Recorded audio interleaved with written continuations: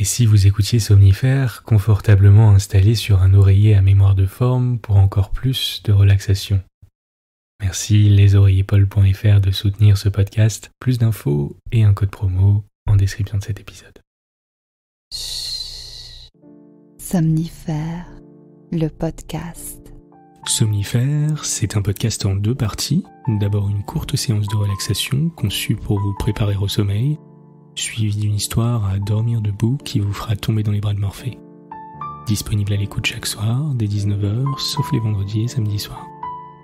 Si vous aimez ce podcast, merci de le noter sur la plateforme sur laquelle vous l'écoutez. Pour toute question ou suggestion, envoyez un mail à l'adresse morphée@somnifairelepodcast.com. Bonne écoute et bonne nuit. Installez-vous confortablement et fermez les yeux. Votre programme du soir va commencer. On dit souvent que la vérité sort de la bouche des enfants. Bonsoir à tous, nous sommes le mardi 9 février et Somnifère vous raconte ce soir l'histoire d'un couple banal du quartier des Batignolles à Paris qui vient de donner naissance à son premier enfant. Aux grandes dames de ses parents, l'enfant ne se décide pas à parler. Mais il attendait peut-être simplement de trouver le bon mot.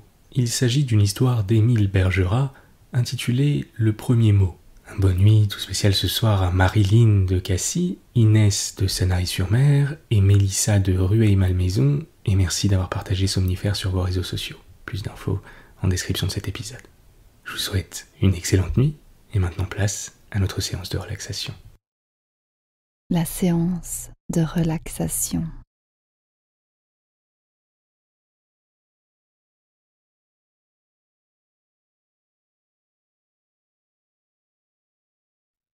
Prenez quelques secondes pour vous installer confortablement, les bras allongés le long du corps et la paume des mains vers le plafond. Ce soir, notre séance de relaxation est un exercice de visualisation. Nous allons dans un premier temps passer quelques minutes à relâcher toutes les tensions. Commencez par prendre une profonde inspiration par le nez. Gonflez votre ventre. Retenez votre respiration un instant. Et expirez.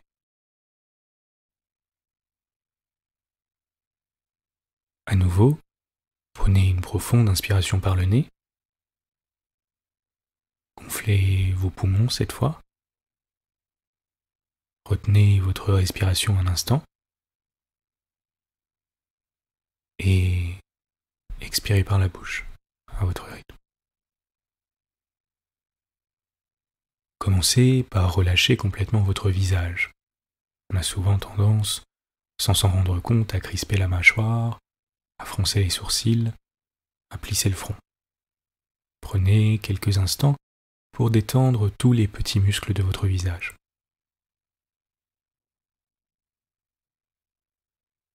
Relâchez votre nuque, vos épaules, votre dos. Ressentez vos épaules et les muscles de votre dos se relâcher complètement, s'abandonner sur le matelas.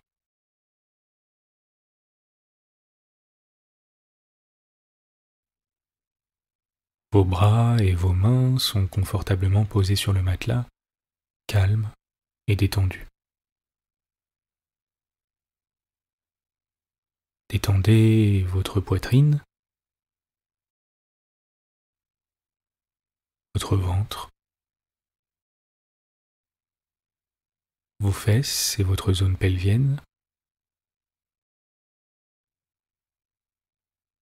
Détendez vos hanches, vos cuisses, vos genoux.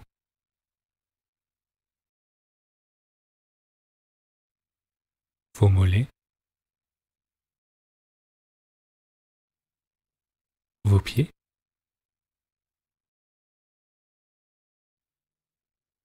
et chacun de vos doigts de pied.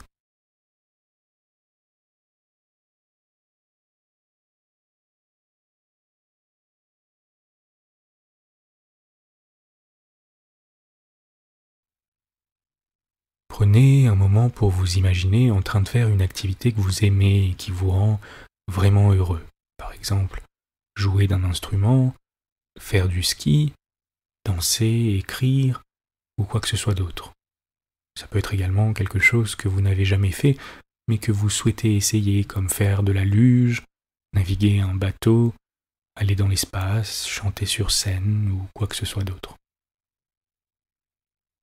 Je vous laisse quelques instants pour vous imaginer faire cette activité avec le plus de précision possible.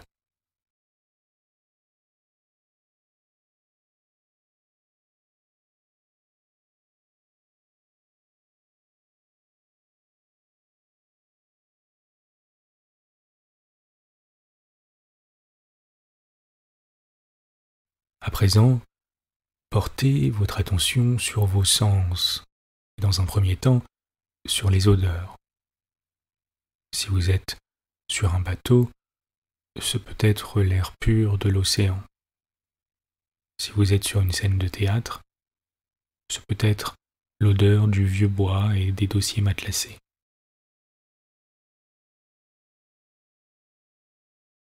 À présent, visualisez les couleurs et les nuances de couleurs du mieux que vous le pouvez.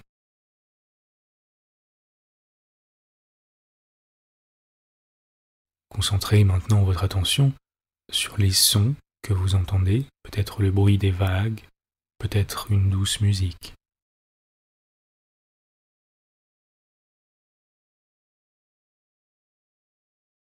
Explorez à présent les matières.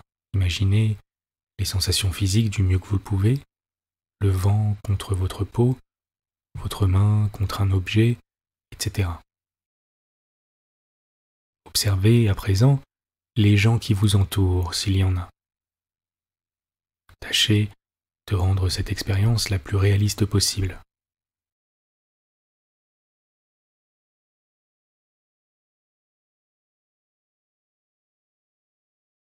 Continuez votre activité et ressentez comme vous êtes heureux, comme il est plaisant de faire quelque chose qu'on aime, comme vous êtes épanoui et en paix.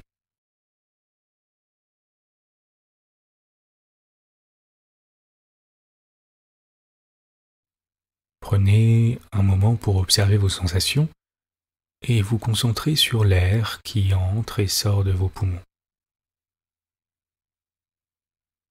Ne cherchez pas à respirer lentement ou profondément, laissez-vous juste aller à respirer naturellement.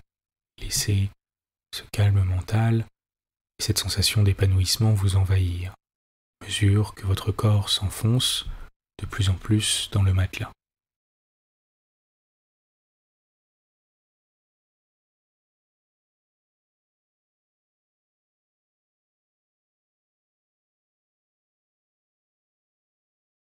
Concentrez votre attention sur l'air qui entre dans vos narines et en ressort plus chaud à l'expiration.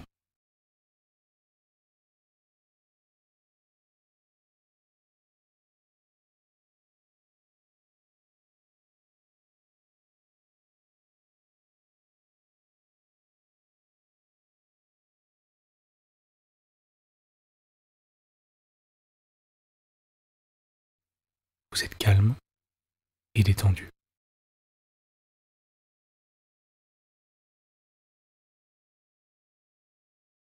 L'histoire du soir. Émile Bergerac, le premier mot. L'enfant venait d'atteindre ses 7 mois. C'était une bête humaine magnifique. À sa naissance, il pesait les 9 livres, ce dont son père, le diable m'emporte si je sais pourquoi, était fier comme Artaban même. Comme le parrain répondait au prénom discrédité de Benoît, le phénomène avait été déclaré à la mairie et sur les fonds sous celui d'Hilaire, pris tout bonnement au calendrier à la date de sa bienvenue au jour qui nous éclaire. Le ménage était l'honneur de nos douces Batignolles. Au lieu où s'arrondit le 17e, il constituait l'un de ces couples exemplaires et sans gloire où la salante démocratique salue son idéal de bonheur plat, à deux. Neutre à l'envi, le citoyen Paul Legris et Marie Barbier, son épouse, ne se signalaient au physique ou au moral par aucun de ces dons d'exception dont la nature s'obstine, en dépit du cordeau des lois, à marquer ces martyrs d'élite afin que la société les reconnaisse. Elle, ni jolie ni laide, d'un blond dédoré, avait les yeux de cet azur dormant que les peintres appellent le bleu bête. Elle avait la bouche d'un bel arc et vraiment cupidonienne. Cette bouche, son attrait, et dont le carmin est illustré par la rosée du souffle, n'était pas plus faite pour rester close au baiser, évidemment, que l'œillet d'Inde ne l'est pour se soustraire au dard de l'abeille. Les connaisseurs ne s'y méprenaient guère, et madame Legris était en conséquence fort suivie dans ses courses et balades. De lui, je ne vous dirai rien, n'ayant, j'ai beau chercher, rien à vous en dire. On ne sait pas pourquoi le Père éternel décroche du néant certains hommes, qui s'y trouvaient comme chez eux, pour les envoyer sur la boule tournante. Peut-être est-ce par pitié pour le suffrage universel, dont il faut bien alimenter les urnes dévorantes. À moins que dans sa bonté infinie, il ne veuille pourvoir au recrutement du fonctionnarisme, comme lui-même éternel, et que, dans ce but, il ne moule et remoule sans fin, entre les miséricordieuses nuées, le type administratif du parfait employé. Paul Legris, le matin, allait à son bureau, puis il en revenait le soir avec ou sans parapluie, selon les oracles météorologiques, ponctuels, machinal, impersonnel, insipidement. Une partie de domino à l'estaminet le traînait jusqu'à l'heure du dîner qu'il rentrait prendre avec sa femme à l'heure 5e. Et la pipe fumée, il se mettait au lit et s'endormait, ayant vécu. Durant ce temps, les frelons d'amour bourdonnaient autour de l'œillet du 17e. Un jour, enfin, l'enfant s'annonça. Puis il vint un 20 mai, fête de Saint-Hilaire. 9 livres de chair à canon que le baptême fit chrétienne. Et voici qu'un rayon de la grande joie naturelle illumina le pauvre front de lys pater responsable. Il allait, léger, allègre, exaucé par sa paternité, à son bureau, à son café, dans les rues, partout, faisant à lui seul tout le bruit de l'étable autour de cette nativité. Les Batignolles sont de fort bonnes gens, acquis à l'optimisme, et incapables de s'arracher entre eux du nez les lunettes roses de l'illusion conjugale. Pour ces sages du vieux jeu, l'enfant qui vient, d'où qu'il vienne, est toujours le bienvenu et son père est félicitable. Paul Legris passait entre 2 haies de poignées de main. La chance proverbiale et signalétique lui échut, d'abord sous forme de gratification, puis au jour de l'an d'avancement. Il fit même un petit héritage. Hilaire, superbement allaité, tournait au produit de concours. Il était l'enfant gras, ce rêve des commères. Elle le visitait ébahie de ce petit Hercule potelé, et s'en allait pensive, sans avoir pu le dérider d'ailleurs, car il était grave comme un juge. Il les regardait de ses yeux ronds, fixes et intravisionnaires, pareils à ceux des monstres de foire, rebelles aux caresses, inflexibles aux risettes, inquiétants de mutisme. Cette pauvre madame Legris, se disait-elle, son mioche est privé de la parole. Voilà ce que c'est, ajoutait-elle un air de malice. Et de fait, on ne connaissait pas le son de voix du prodige. Était-il sourd? Nullement, et bien au contraire, puisqu'au moindre bruit il tendait l'oreille, et même avec une avidité d'ouïe singulière.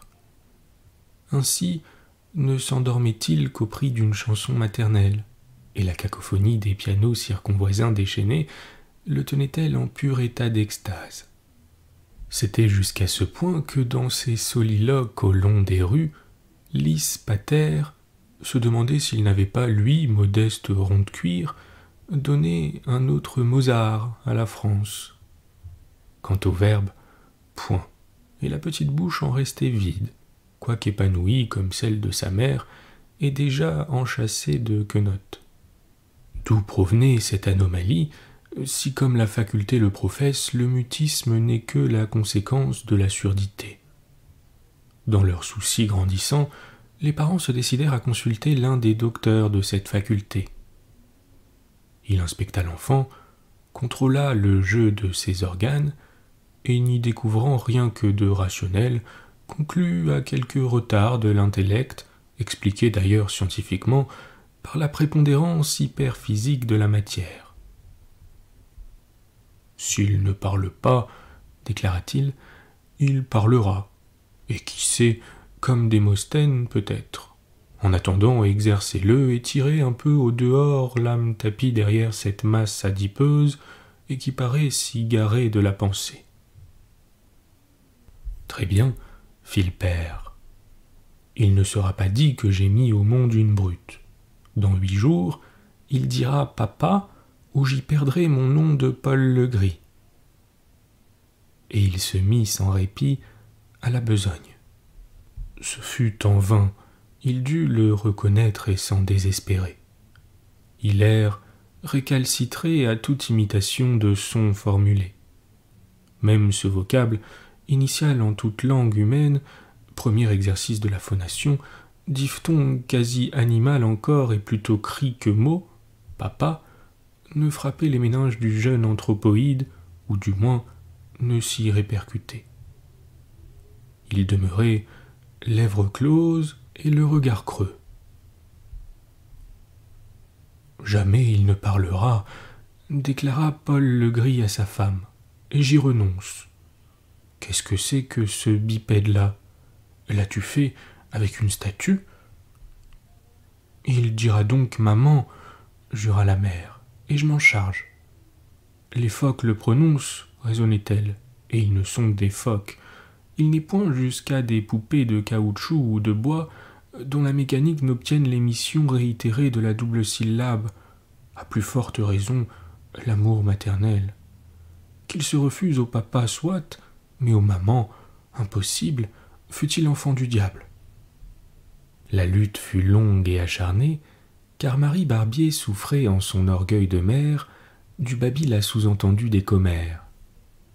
Elle eut beau user de tous les moyens, même de ceux dont dispose la nourrice, lui refuser le sein, le pincer ou le caresser, lui donner et lui retirer un jouet, lui prodiguer violence ou tendresse, elle ne décela point la mâchoire mystérieuse. Une nuit pourtant, elle crut ouïr quelque chose.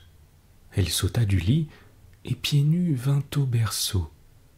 Il y était à demi dressé et il y proférait enfin une onomatopée, hélas toute digestive.